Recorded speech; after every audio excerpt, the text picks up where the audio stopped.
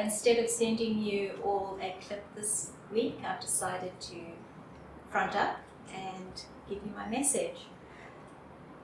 As we approach these Easter holidays and school holidays, I would encourage you all to please celebrate the small victories that your children have experienced during this term. I know that there have been many low points, but let's focus on the high points, no matter how small they are, and really go to town and celebrate those. Perhaps we could choose an area of weakness, and just one, so we don't overwhelm our beautiful children, and focus on that weakness, making it stronger, make it into a strength. You can do this, for instance, with maths. Start playing some card games to get the mathematics up to scratch, or English. Encourage your kids to go to the library and read a really good book, even if it's a comic book. Go to the comic store and buy them a comic that they like. If you have children who struggle to read, I know that some of the public libraries now have audiobooks. So join a public library and get an audiobook and just let them experience the joy of literature. I'd also encourage you all to maintain routines. You may relax your routines a little bit, but keep those morning routines up and running so that when we start school back next term, it's not a battle of wills.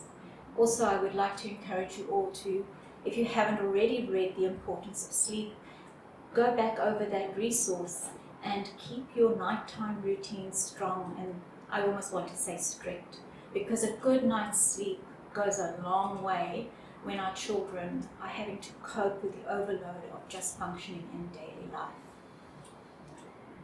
I will put a clip up on under the tile for how to form a SMART goal. Take time as a family to do a SMART goal this holiday. It could be around executive functions, it could be about getting chores done on time, or how to reorganize your cupboard, or alphabetize, I would choose that word, alphabetize your reading collection or anything that they have. But take time to establish these routines. I would also encourage you all to keep an eye on screen time.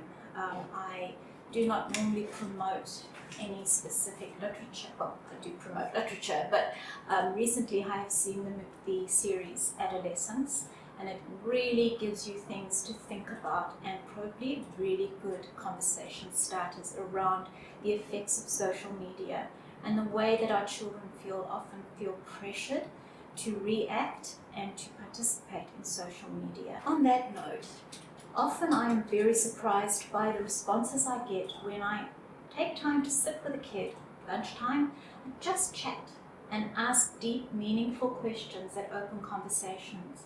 Our children are really eager to share their innermost feelings, fears, anxieties, joys, pleasures with us if we take the time to create a safe space for them, where they know they will not be condemned, but that they will be loved, and we will nurture them.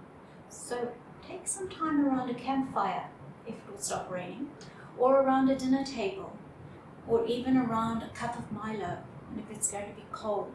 Just take that time with your kid and just have those little meaningful, non-confrontational conversations that will give you a glimpse into their struggles or their joys in life. And this is number 7, this is point 7, if you've been counting. And 7 is a perfect number. And on this note, I'd like to encourage you all as parents. Parenthood, I've been there, and your kids never ever leave you. Mine are 32 and they're still my children. And it's not for the faint-hearted. Especially these days when our children are expected to conform to social constructs, which many of them do not understand. They have no idea and they mimic social practices. So I just really would encourage you. It's not for the faint-hearted, but take encouragement that you are doing something for the Lord. He has given you your child because He knew He could trust you with your child. And our job is to, as parents, is to nurture and raise our children in the way of the Lord.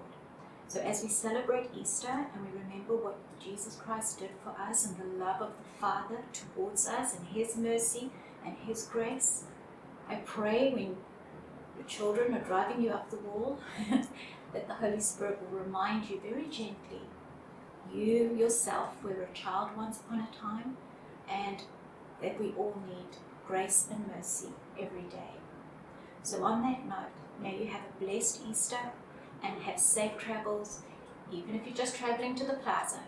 But may you be safe, and we'll see you next term.